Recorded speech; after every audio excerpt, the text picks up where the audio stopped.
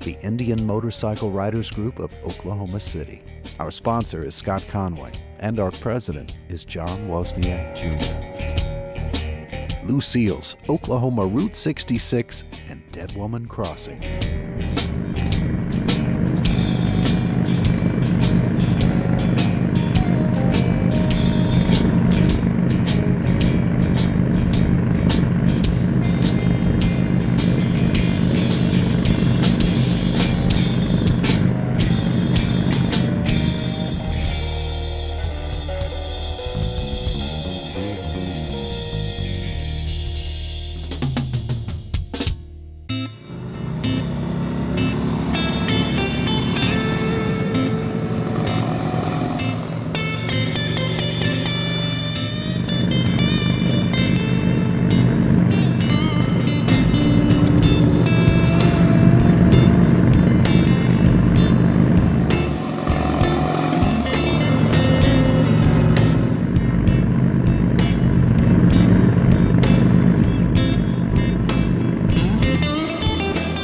Historic Route 66 attracts tourists and travel enthusiasts across Oklahoma and around the world.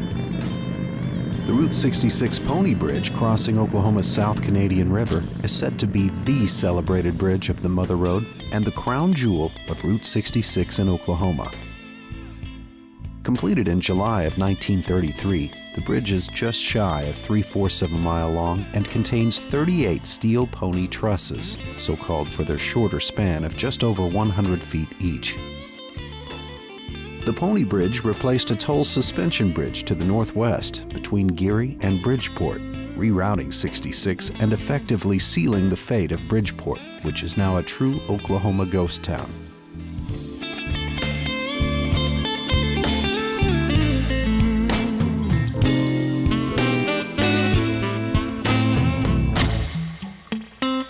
Interesting bit of trivia about this historic bridge is that it is featured in John Ford's 1940 film adaptation of Steinbeck's classic novel, The Grapes of Wrath, starring Henry Fonda, Jane Darwell, and John Carradine. The scene where Grandpa Joe dies and is buried was shot near the west end of the then 6-year-old bridge. In the scene, one can see the river and Pony Bridge off in the distance.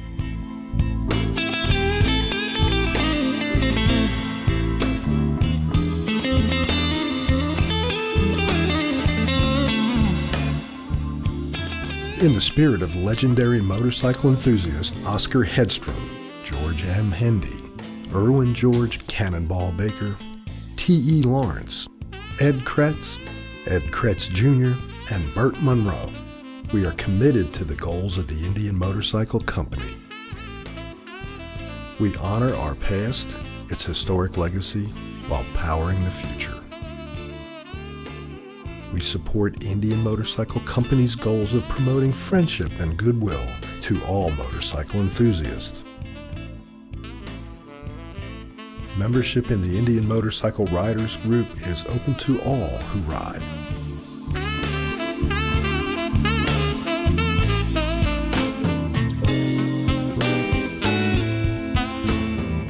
Placed on the National Register of Historical Places in 1997, Lucille's service station is a classic gas station along Route 66 near Weatherford. Originally opened by Carl Dittmore in 1929, the station is one of the few remaining examples of a 2-story fuel station with the owner's residence situated above the pumps. Lucille and Carl Hamons bought the station and motel in 1941, a few months before the U.S. entered World War II. The war brought wartime rationing of fuel and tires, causing civilian travel on the road to decline. Carl found work as an independent trucker, leaving Lucille to operate the station and the motel on her own. During this time, people from Arkansas, Missouri, Kansas, and eastern Oklahoma traveled the road to the West Coast to find work.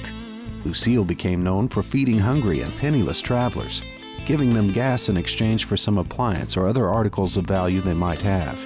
On occasion, she even bought old, broke-down vehicles, providing travelers the bus fare needed to continue their journeys westward. Lucille's friendly assistance to motorists earned her the nickname Mother of the Mother Road.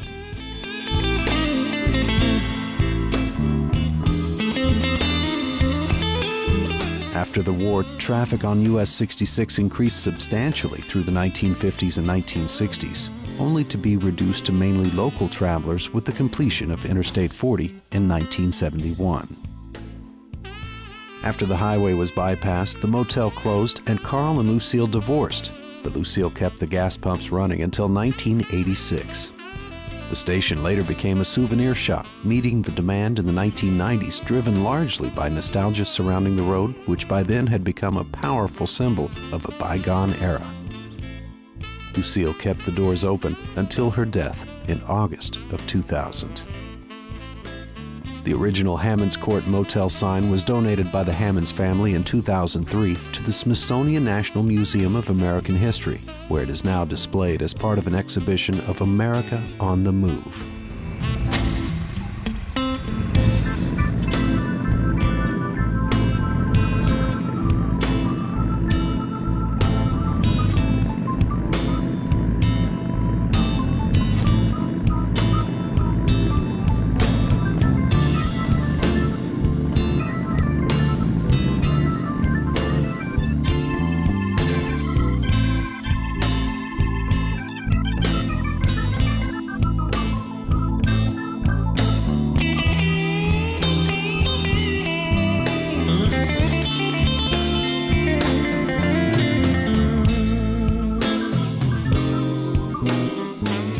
Lucille's Roadhouse, off I-40 at exit 84 in Weatherford, is a Route 66-themed restaurant inspired by the original Lucille's gas station.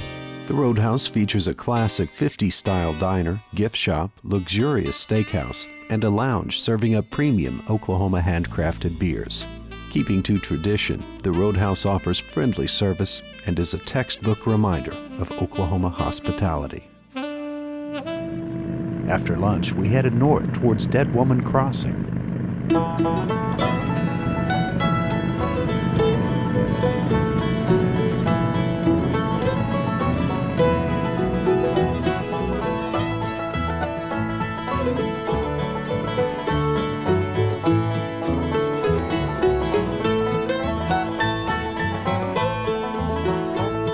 My heart is sad and I'm in sorrow for the only one I love.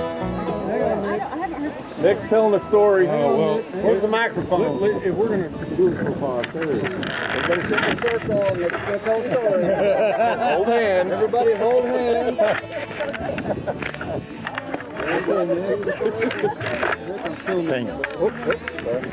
Okay, everybody listen up. Right. So for those of you that did not follow the link, the origin of the name is a lady named Susan Wolf Brenner, a university student from Weatherford, investigated the origin of the name Dead Woman Crossing, blah, blah, blah. So on July 6, 1905, school teacher named Katie... Did it really say blah, blah, blah? Yeah. A school teacher named Katie DeWitt James filed for divorce. The next day, she carried her 14-month-old daughter, Lulabelle, to a train station in Custer City. Katie was going to visit her cousin, who lived in Ripley. Her father, Henry DeWitt, came to bid farewell. Her husband, Martin James, did not come to the station. A few weeks later, Henry became concerned that he'd not heard from his daughter. He contacted the sheriff, who suggested hiring a detective named Sam Bartell. Bartell started his investigation from Clinton, but nobody remembered seeing the woman and baby there.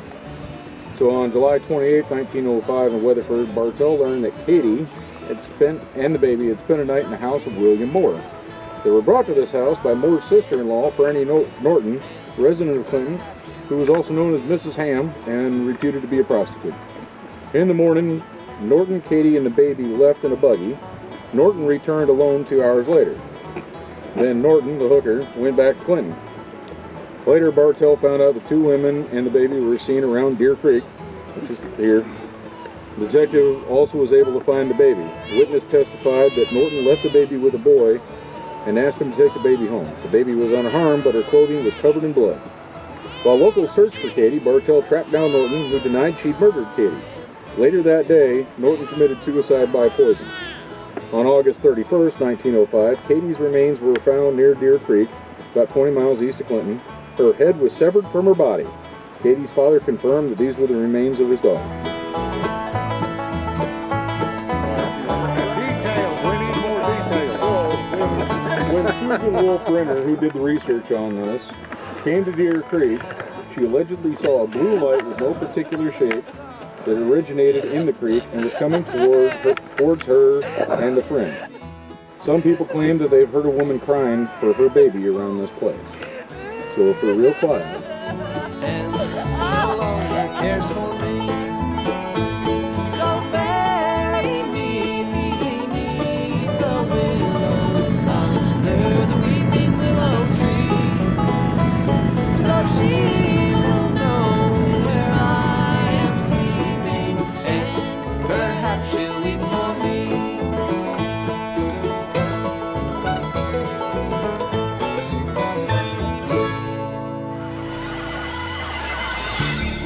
Lucille's, Oklahoma Route 66, and Dead Woman Crossing.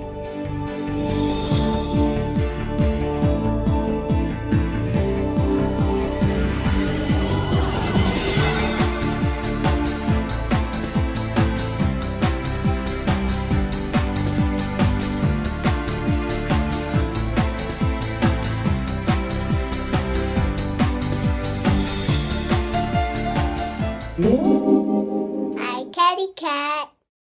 That means that you go somewhere, just do it.